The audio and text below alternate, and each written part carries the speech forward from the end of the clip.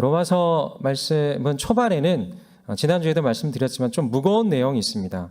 죄를 드러내고 죄를 고발하는 우리의 죄가 어떤 죄인지, 또 믿지 않는 사람들, 불의한 사람들의 죄가 무엇인지, 또 믿는 사람들 안에도 어떤 죄가 있는지를 하나하나 드러내면서 그것들을 통해서 자연스럽게 무엇으로 이어지냐면 예수 그리스도의 의, 예수 그리스도의 보혈의 능력으로 이어지면서 하나의 이 복음적인 교리가 무엇인지를 쭉 보여주고 있는 말씀이 바로 로마서 말씀이라고 할 수가 있습니다. 당분간 몇 주 동안 3장 20절까지의 말씀은 계속해서 모든 인간은 죄인이다. 한마디로 이거예요. 어떤 저 사람도 나도 저 사람만 죄인이다가 아니라 또 나도 큰 죄인이다. 이걸 넘어서서 우리 모든 인간은 죄인이다라는 말씀이 굉장히 강력하게 또 이 말씀을 통해서 보여주고 있습니다. 우리는 매우 이기적인 시선과 마음을 가지고 있습니다. 우리는 종종 나에게는 관대하지만 남에게는 매우 엄격한 잣대를 들이대며 이렇게 말을 하곤 합니다. 어떤 일을 진행할 때 어떤 사람들이 시간을 끌면, 남이 끌면 그 사람은 느린 거예요. 굉장히 일을 느리게 한 거고, 내가 만약에 끌면 철저한 것이라고 그렇게 말을 합니다. 또 어떤 일을 맡겼는데 그 사람이 하고 있지 않다면 그 사람은 남이 하면 게으른 거고요. 내가 만약에 하면 바빠서 하지 못하는 것. 그렇게 생각을 하고 합니다. 시키지 않은 일을 하면 남이 하면 주제 넘은 것, 또 내가 하면 주도적인 것.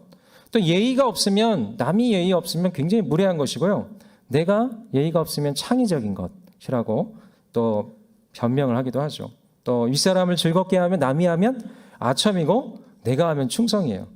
또 그래서는 안 되지만, 또 여러분들은 아니지만 만약 불륜을 저지른다면 남이 하면 그대로 불륜이고 내가 하면 무엇이죠? 로맨스. 네, 그렇게 뭐 요즘 사사성어처럼 된 것 같아요.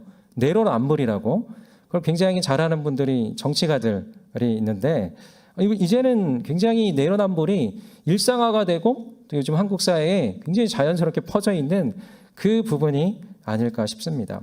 이렇게 이중적인 잣대를 가지고 있는 것은 특정한 누군가만이 아니라 우리 모두의 실제의 모습일 것입니다. 남을 판단하고 정죄하기는 쉽지만 나의 죄성과 허물을 발견하고 인정한 데는 굉장히 둔감한 것이 우리의 실제 모습입니다. 저도 더듬어 보면 부끄러웠던 기억이 있는데요. 좀 옛날입니다. 어렸을 때입니다. 초등학교 6학년 때였었는데요. 그때 몸이 상당히 뚱뚱한 편이었어요. 키는 작았는데 허리가 몇이었냐면 허리가 30이었어요. 네. 지금 제가 허리가 31이거든요. 네, 여러분 좀 약간 표정이 좀 그러시네요. 예, 레알입니다. 진짜입니다. 예, 허리가 31인데 그때 제가 기억한 게 뭐냐면 어떤 분이 저에게 바지를 사준다고 했는데 제 허리 사이즈가 30인 걸 알고 굉장히 기겁을 하셨던 기억이 있어요. 그래서 30이라는 걸 제가 정확하게 기억을 하고 있고요. 그때 그 키는 굉장히 작았습니다. 반에서 맨 앞줄에 앉아 있는 그런 아이들 가운데 한 명이었었죠. 근데요, 저는 제가 뚱뚱하다라고 전혀 생각을 못했어요. 근데 제 눈에는 다른 반에서 가장 뚱뚱해 보이는 친구가 너무 뚱뚱하게 보여서 그 친구 앞에서 너 너무 뚱뚱하다라고 이야기를 했습니다. 여러분, 뚱뚱하고 잘못된 거 나쁜 거 아닙니다. 그냥 그렇게 내가 보였고 그렇게 놀렸어요. 근데 그 친구가 저에게 대뜸 이렇게 얘기하는 거예요. 너도 만만치 않아. 네. 근데 저는 그 사실을 믿기지가 않았어요. 저는 제가 그러지 않는다라고 생각을 했거든요. 근데 그렇게 해서 제가 전혀 아니라고 생각하고 제가 뚱뚱하다라고 생각하고 보게 된 거는 중학교 1학년 때. 6학년 때는 계속 그렇게 생각을 하다가 아니라고 생각하다가 중학교 1학년 때 교무실에 갔는데 거울에 비친 모습이 배가 엄청 나와 있는 거예요.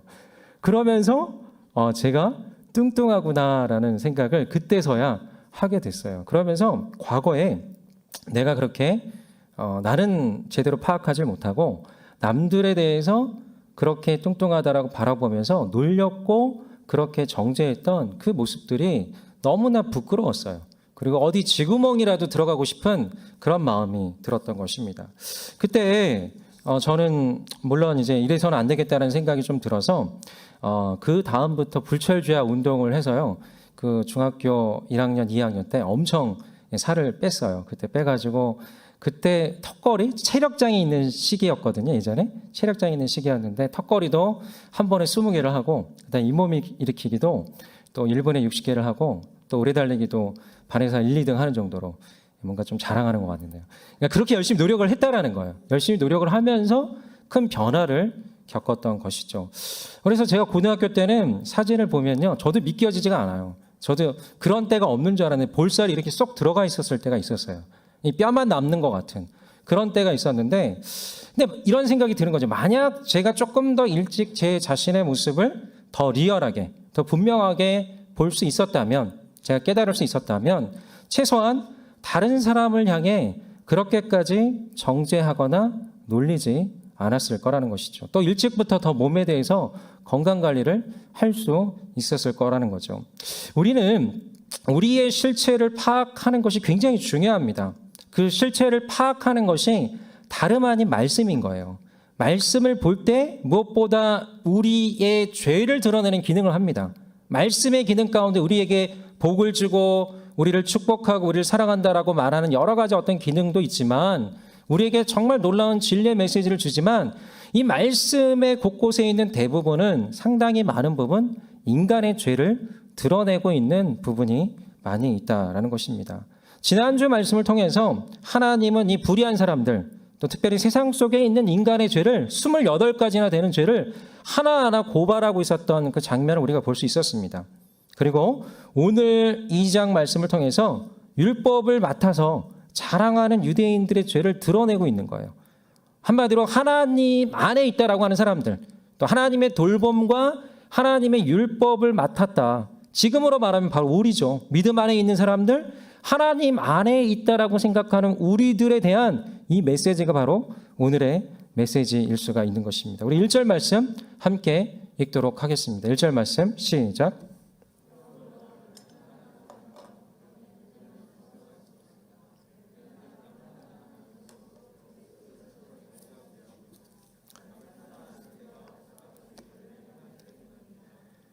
네, 이 말씀은요, 판단하고 정죄하는 사람이 있다면 결국은 그 내용으로 스스로를 정죄하는 것이라는 뜻입니다. 우리가 남을 판단하는 어떤 항목이 있습니다. 어떤 사람에 대해서 저 사람 왜 저래?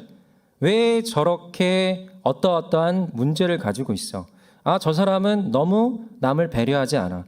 저 사람은 너무 세상적이야. 뭐 여러 가지 어떤 이 판단하는 항목에 따라서 그게 있지만, 실상은 내가 바라보는 그 기준과 그 내용으로 그 사람의 문제만 있는 것이 아니라 우리도 역시 같은 죄성을 가지고 있고 결국에는 같은 죄를 행하고 있다라고 이 말씀을 통해서 함께 고발을 하고 있는 것입니다. 예를 들면 우리가 누군가를 판단하는 기준의 잣대로 성경에서 간음죄가 있죠. 어떤 음란하다는 표현이 있습니다. 누군가 불륜을 저지르거나 아니면 세상 속에서 너무 문란한 생활을 할 때 비난하는 표현이기도 합니다. 하지만 예수님의 말씀에 따르자면 마음으로라도 간음한 자는 간음죄를 저지른 것이라고 이 신약 성경 말씀을 통해서 고발하고 있는 것입니다. 다시 말해 우리는 모두 경중의 차이는 있습니다. 하지만 간음죄를 짓고 있다는 것이죠.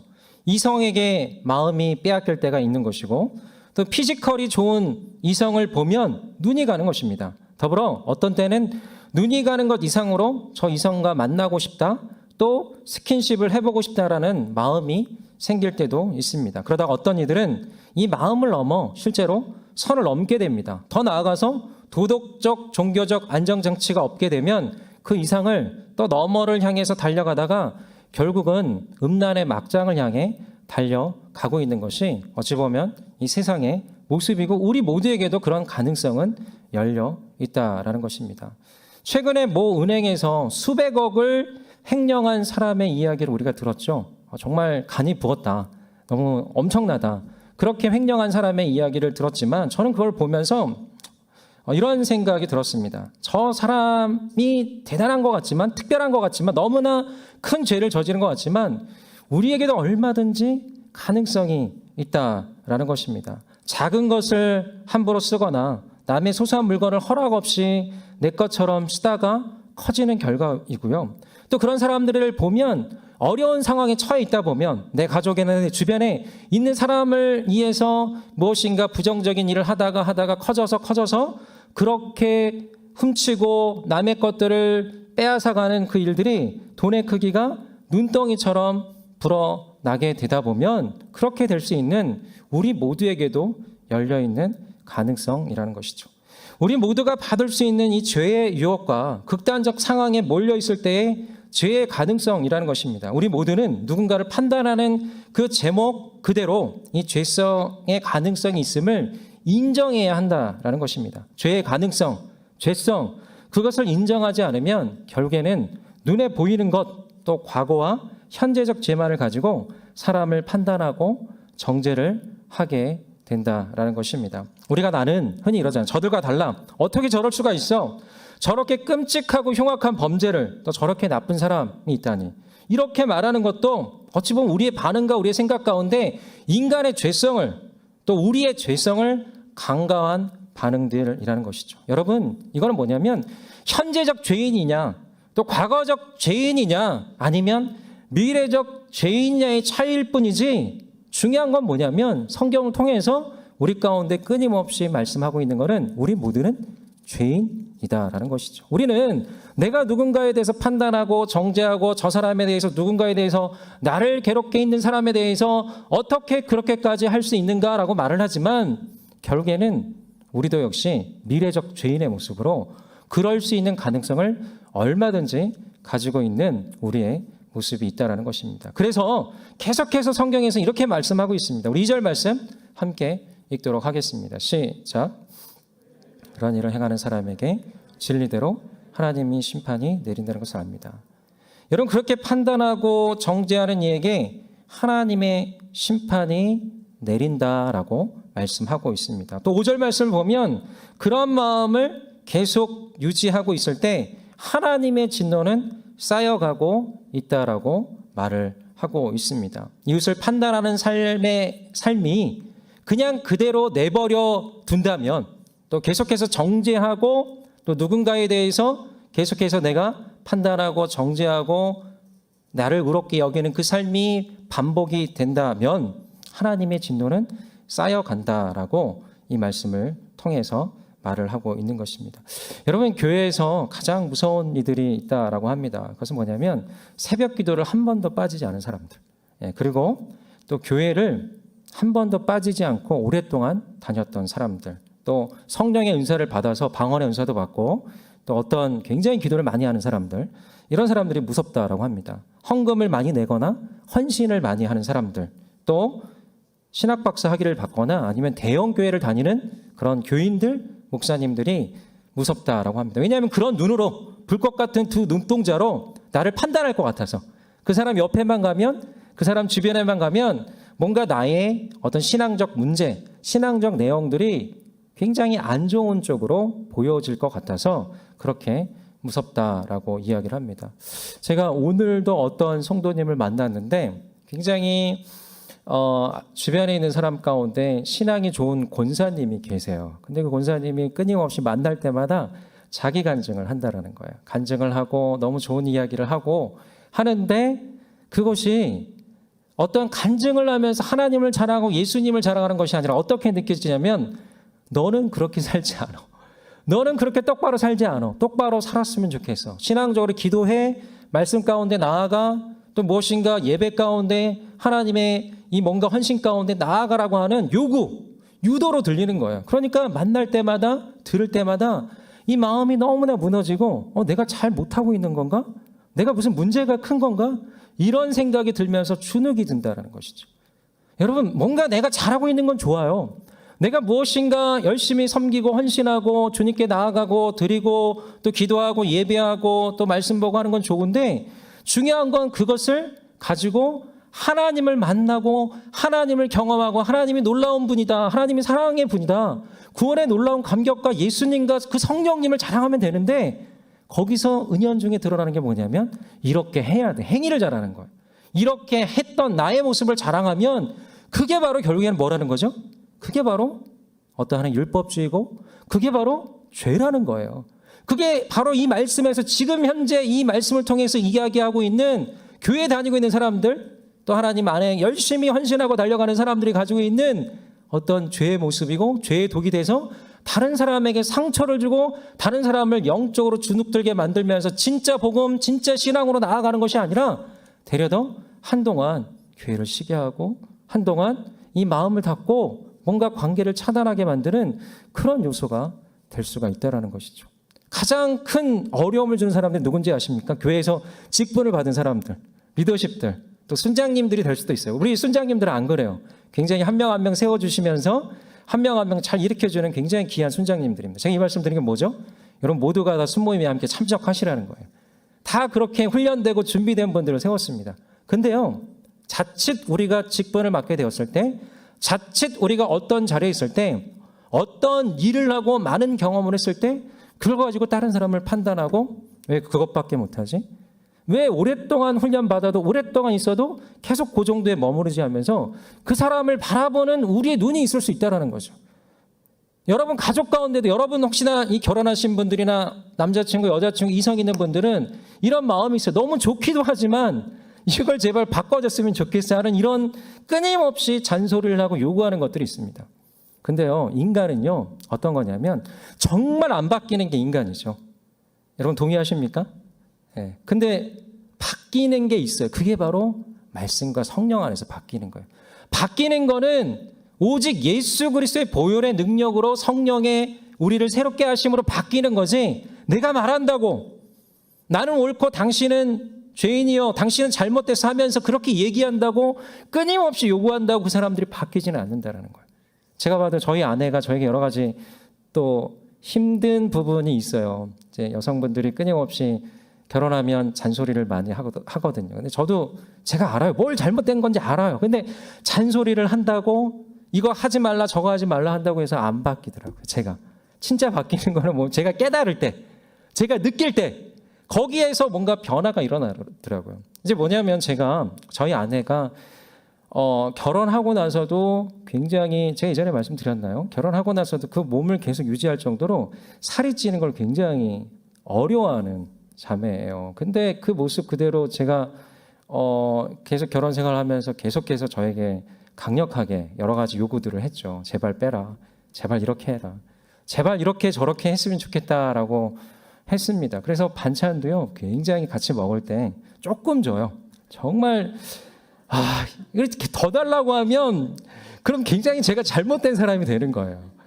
그게 제가 하는 방식은 뭐냐면 집에서는 조금 먹고 밖에서는 좀 많이 먹고, 예, 계속 밥 먹자게 되더라고요. 근데요, 제가 작년에 계속 아내가 말 가운데 하는 게 뭐냐면 십몇 년 동안 그렇게 못 뺄 수가 있냐라고 이야기를 했어요. 밥 먹듯이. 하지만 제가 작년에 약간의 건강에 이상실화가 오니까 그때가 스스로가 깨달으니까, 스스로가 어떤 건강을 위해서 이렇게 해야 된다라는 거를 판단하니까 그때 가서 바뀌면서 제가 작년에 한 7kg, 8kg를 뺐습니다. 근데 지금은 다시 쪘죠. 지금 쪄도 굉장히 좋습니다. 찌고 안 찌고가 문제가 아니에요. 그건 모두가 있는 그대로 모습입니다. 근데 중요한 건 뭐냐면 사람이 바뀌는 건 우리는 우리가 정죄하고 우리가 무엇인가 이야기하면서 나는 옳고 당신이 잘못돼서라고 말하면서 이렇게 바꾸려고 노력을 하고 바꾸려고 얘기를 하지만 중요한 거는 그 사람 안에 진정한 깨달음이 있어야, 그 사람 안에 무엇인가 분명한 변화의 동력이 생겨야 바뀐다는 거죠. 내가 말한다고, 내가 어떻게 한다고 해서 조절하려고 통제하려고 하지만 자녀들도 결국에는 내가 말한다고 바뀌는 게 아니더라는 거죠.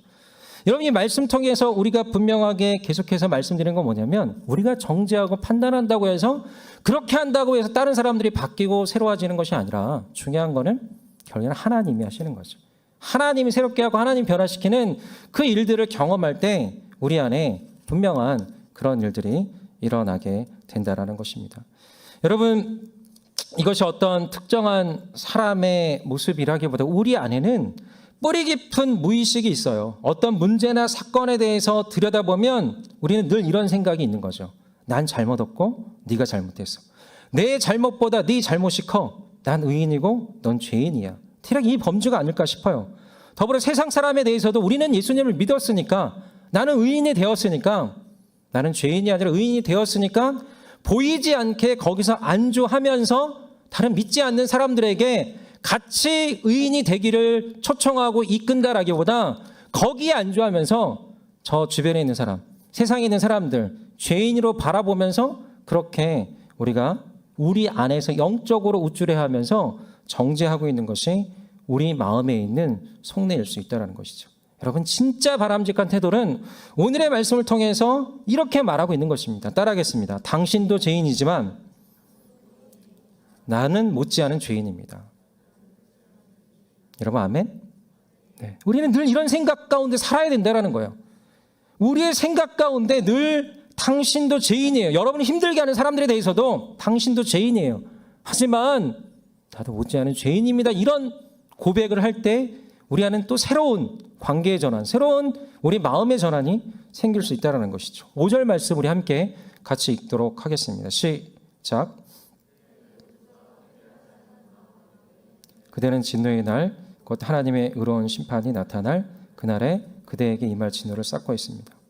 여러분, 이 말씀을 통해서 뭐라고 말씀하냐면 유대인들이 고집스럽고 회개하지 않는 마음이 곧 하나님의 진노를 쌓고 있다라고 말하고 있습니다. 이게 바로 우리의 실상이에요. 하나님은 우리의 정죄하는 마음, 여러분 이 말씀을 듣고서는요, 그렇다고 내가 갑자기 정죄하지 않는 사람, 누군가를 판단하지 않는 사람이 되는 게 아니라 또 세상에 나가면, 또 일상의 삶 가운데 나가면, 또 여러분이 싫어하는 그 무엇인가 보여주는 사람을 보면 우리 마음은 끊임없이 구분짓고 정죄하고 판단하는 그 모습으로 가게 된다는 것이죠. 모든 책임을 전가하고 싶어하고 남의 죄를 더 크게 보는 극히 이기적인 마음에서 정죄하고 판단하는 마음이 나오지만요, 중요한 건 뭐냐면 나의 이 고집스럽게 유지하고 있는 나의 마음을 돌이키지 않고 있는 것이 문제라는 거예요. 하나님의 말씀 앞에 우리가 나아가는 가장 중요한 자세는 이 말씀이 말씀으로 들릴 때, 이 말씀이 여러분의 심령을 뚫고 들어갈 때 무엇인가 이게 문제구나, 이거였구나라는 것들을 깨닫게 하실 때 중요한 거는 돌이키는 방향으로, 이 마음의 고집을 꺾고 돌이키는 방향으로 나아가기를 바라시는 것이 하나님의 말씀인 것이죠. 다른 이도 죄인이지만 나도 죄인임을 분명하게 고백할 것을 이 시간 하나님께서 도전하고 있습니다. 말씀의 직면에서 그렇게 고백할 때 우리의 모든 관계의 갈등과 이 평생의 상처도 끝이 날 수 있는 길이 생기는 거죠. 혹시나 여러분 지울 수 없는 상처가 있습니까? 여러분 가정 안에서 어떤 사람들과 지울 수 없는 용서하지 못하는 마음이 있습니까? 여러분 그런 사람들이 한두 사람씩 있을 거예요. 저도 고등학교 때 누가 있었고요. 군대에서 누가 있었어요. 근데 그 지울 수 없는 그 마음을 계속 가지고 있으면 우리의 마음은 계속 그 사람만 생각하면 분노하게 되고요. 그 사람만 생각하면 그 순간에 겪었던 이 모욕과 어려운 상황이 떠오르면서 다시 어둠의 감옥에 갇힐 때가 있다는 것이죠. 중요한 거는 그 모든 상처를 풀고 뚫고 회복하는 길은 이 시간 다른 게 아니라 그 사람으로 인해서 내 마음의 불편한 마음, 또 정죄하고 그 사람을 갖다 용서하지 못하는 마음, 미워하는 마음, 원망하는 마음을 이 말씀을 가지고 한번 대입을 해보는 거죠. 저 사람도 죄인이지만 문제는 뭐죠? 나도 그에 못지않은 죄인이란 거예요. 왜? 그 사람이 죄로 나에게 다가왔어요. 나를 힘들게 했어요. 나를 어렵게 했어요. 여러분들의 상처를 많이 주었어요. 근데 중요한 거는 그 사람의 죄의 무게에 여러분들 눌려 있는 거죠. 죄의 문제에 눌려서 나는 그 순간에 그 사람에 대해서 더 정죄하고 있는 내 자신의 모습이 있다는 거죠. 물론 문제는 그 사람의 죄가 크기 때문에 그렇죠. 하지만 못지않게 지금 순간에는 내가 그 사람에 대해서 엄청난 정죄와 엄청난 원망과 저주를 쏟아볼 수도 있다는 거죠. 다시 한번 말씀을 드리자면 이 말씀에 대입을 하면 그 사람도 죄인이지만 나도 지금 이 순간에는 그에 못지않은 죄인이라는 사실을 고백할 때 이제 더 이상 갈등할 것도, 더 이상 내가 용서할 것도 용서받을 것도 없다라는 거예요. 미워할 것도 미움받을 것도 없다라는 거예요. 나를 내세울 것도 다른 일을 부러워할 것도 없어지게 된다는 것입니다. 그저 저 사람도 나도 죄인인데 우리에게 중요한 건 무엇이냐면 그 순간에 예수님을 소환하는 거예요. 예수님의 보혈의 능력을 소환하는 거예요. 내 마음 가운데 이렇게 눌려있는, 또 이렇게 어떤 죄의 무게 가운데 눌려있는 나를 하나님 일으켜 달라고, 나를 세워달라고 하면서 새 힘을 받아야 되는 거죠. 더불어 내가 지금 그 사람에 대해 갖고 있는 이 마음, 이 불편하고 어려운 이 마음들 하나님 덮어주시고, 나도 죄인입니다, 예수님의 보혈로 덮어주시고, 더 나아가서 저 사람도 죄인입니다, 아직 예수님을 만나지 못했습니다, 아직 예수님을 복음의 능력을 충분히 경험하지 못했습니다, 저 사람도 바꿔주옵소서. 이 모든 것을 싹 빼면 무엇만 남습니까? 오직 예수님뿐이라는 것만 남는 거예요. 우리가 저 사람도 나도 죄인이란 이 공식에 대입을 하면 오직 남는 거는 예수님밖에 없는 거예요. 오직 강력한 이 복음적 진리만이 남을 뿐인 거죠.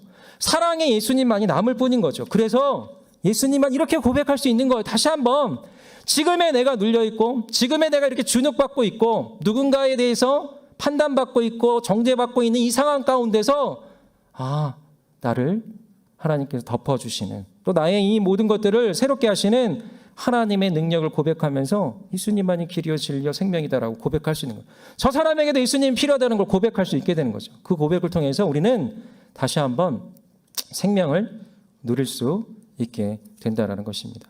저는 오늘 말씀을 준비하면서 우리가 너무나 남을 판단하고 남을 정죄하고 남을 또 어떤 기준에 의해서 무시하는 것도 있지만, 저는 청년들의 모습을 보면서 그것보다도 좀 더 눌려있는 것을 더 많이 느꼈어요. 준비하면서. 우리 청년들은 내가 어떤 기준에 차서 그 기준을 가지고 누군가를 판단하고 누군가를 정죄하는 그런 것보다, 어찌 보면 정말 많은 분들이 기준에 차 있지 못해서, 어찌 보면 많은 이 세상의 부모님들에 의해서, 아니면 이 직장에 의해서, 아니면 주변의 여러분들 삶의 관계들, 친구들, 여러 사람들에게 치여서 거기에서 이 충분한 내 자신이 인정받지 못함에 대한, 정죄받음에 대한, 판단받음에 대한 힘든 가운데 위로가 필요한 것을 이 말씀을 통해서 준비하면서 더욱더 느꼈습니다. 근데요, 그 과정 가운데 다시 한번 여러분들에게 말씀드리자면 이거라는 거예요. 저 사람도 죄인이지만 지금 이 순간만큼은 나도 역시 죄인이구나. 내가 판단하거나 정죄하지 말고 그 모든 것들을 오로지 누구에게 올려드린 거죠? 저 사람도 나도 예수님의 십자가 앞에 올려드릴 때 우리의 죄의 무게도, 저 사람의 죄의 무게도 굉장히 가벼워지는 것을 느낄 수가 있는 것입니다.